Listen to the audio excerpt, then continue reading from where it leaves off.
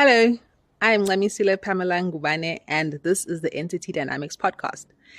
If you've been watching my previous videos, you'll know that Entity Dynamics is a culture development consultancy, and we believe that culture creates behavior and behavior creates reality.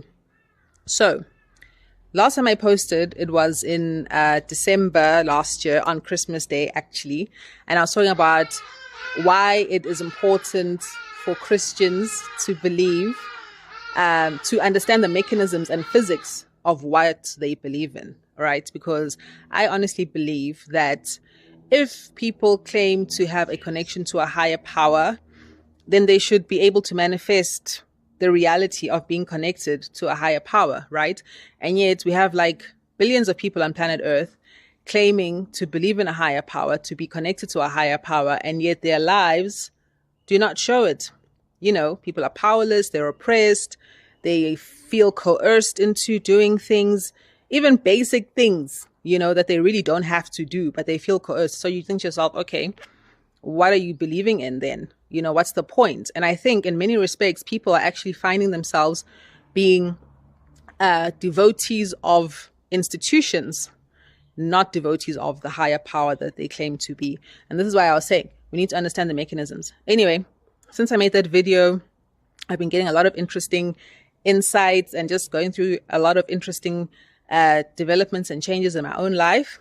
But anyway, I decided to make this video because I want to get this message out that I have.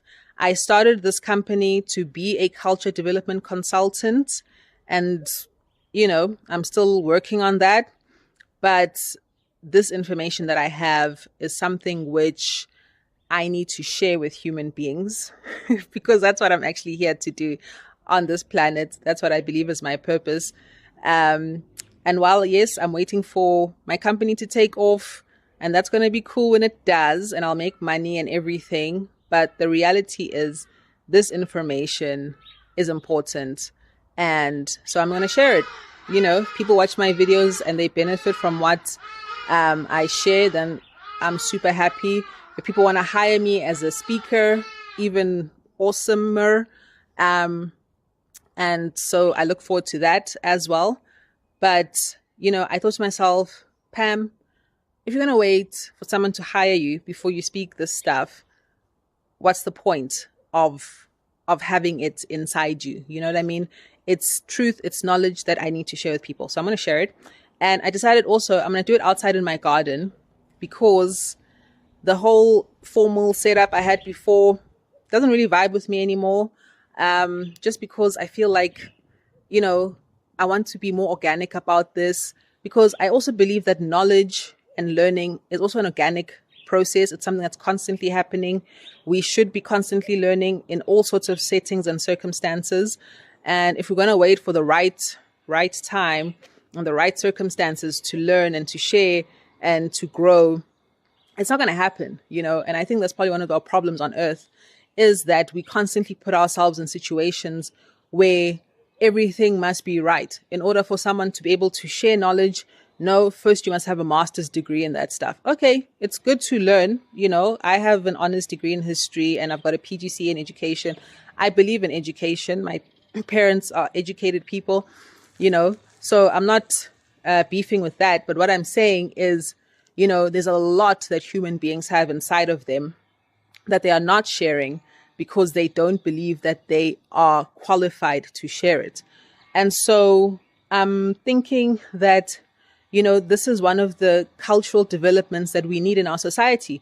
Have a culture of continuous learning, continuous teaching.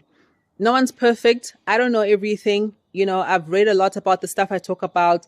I understand a lot of stuff, but I don't know everything. I know much more now than I knew 6 months ago, 7 months ago, and I'm going to learn more because that's how we are as human beings. That's how we are as living creatures. All living creatures are constantly learning, even plants.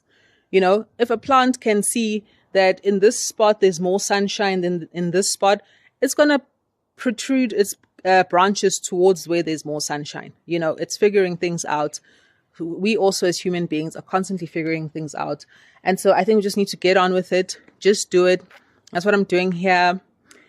So like I said, the last time I posted a video was in December last year on Christmas Day, and I've decided to get back on it, get back on this mission that I started.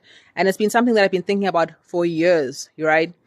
And I think one of the most important cultural issues that we have in South Africa and around the world, right, is that we lack a culture of economic consciousness, right?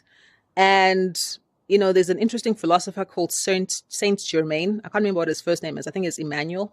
Anyway, Saint Germain talks about economics being more than just making money.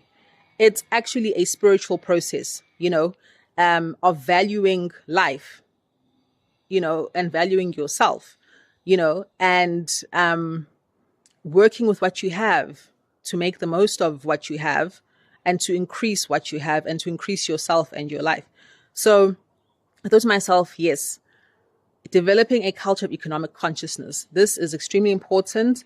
And so I've created a program to help communities and individuals create this culture of economic consciousness. Because what's a culture? Essentially, it's a worldview, right? So a worldview of economic consciousness. And when you have a worldview of economic consciousness, you have to understand that the primary factor in economic production is the individual. So it's very important to develop human capital. You as the person are the first means of production, as the Marxists would say, right?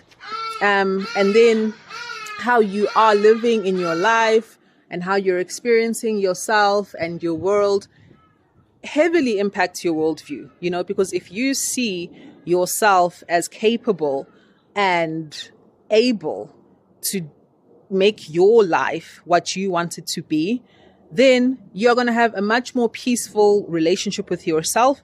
And that will translate into a much more peaceful relationship with other people, you know, because the reason why I even started thinking about culture development was because I was asking myself, how do we have a situation where there's so much strife in the world? And I came to the conclusion that because we lack inner peace, we're never going to have external peace, you know. So you can have every institution in the world pouring trillions of dollars into trying to create world peace. As long as people are not peaceful with themselves inside, there's not going to be peace with each other, you know. And I think also, you know, in terms of creating a culture of economic consciousness, you have to be someone who strives for peace, not just between yourself and yourself, but between you and the other people. Economics doesn't happen without cooperation. And Ubuntu says, umuntu ungumuntu ngabantu. So you as a person are not going to thrive if your interpersonal relationships are in the pits. It's just not going to happen. And definitely not going to thrive if your relationship with yourself is in the pits, you know. So, but I think it's one thing to sit and philosophize about things, but it's another thing to actually put things into action. And I believe that putting things into action requires one to act. So in this program I've developed, in line with creating a culture of economic consciousness, I have various programs. And the first one on the list, which is something I've been thinking about as well for years, is developing a culture of career orientation. I believe that if kids, parents, communities, schools, churches, etc., can create a culture of career orientation, many more people will be able to establish a practical mechanism in their life which allows them to cultivate inner peace. And then as a result of the inner peace with their fellow human beings, you know. And so, you know, I'm going to be talking about that and all the other aspects of my program, but I'm going to be starting off with the career development one, or career orientation one. And I hope you'll join me as, you know, we explore these issues, because it's very important, and world peace has to begin with each of us being at peace with ourselves. And whatever I can do to help drive that mission on this planet, I'm going to do it. And I hope you'll support me and join me. Thank you very much, and goodbye.